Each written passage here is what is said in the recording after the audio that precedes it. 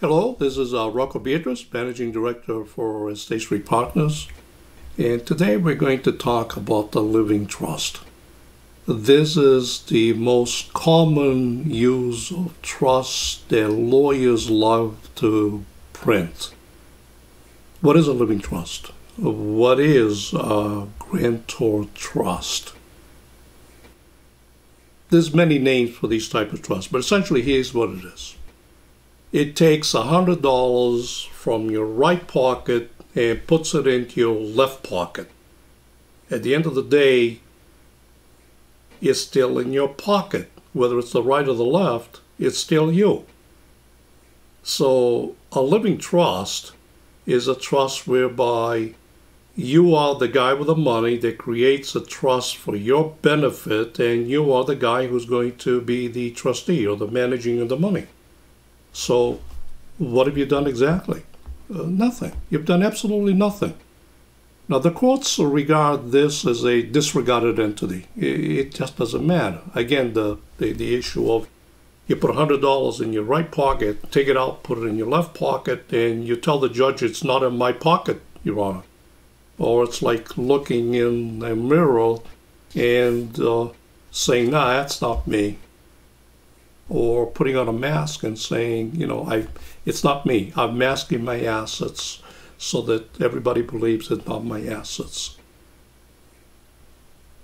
What makes a living trust not worth the paper it's written on?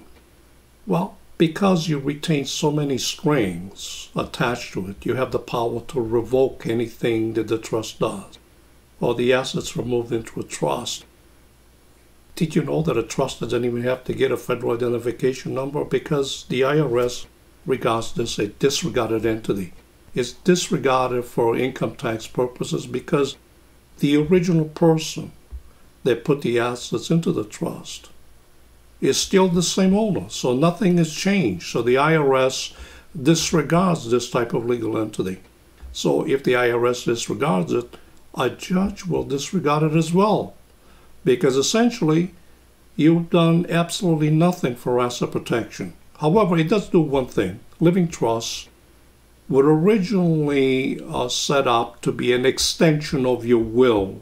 In other words, you're going to make certain that it doesn't go to probate. Probate is a system whereby a court of local jurisdiction means where your assets are.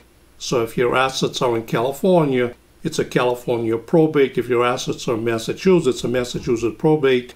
If you have assets in California, Massachusetts, New Hampshire, Rhode Island, Texas, each one of those has to be probated. In order to avoid that probate, you use a living trust.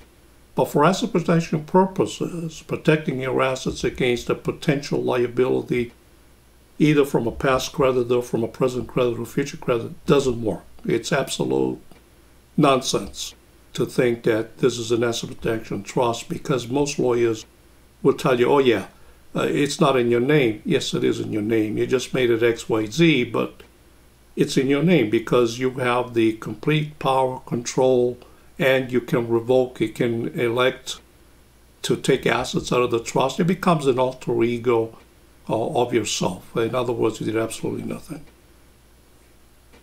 Living trust, revocable trust, not worth the paper they're written on. Thank you. This is Rocco Beatrice.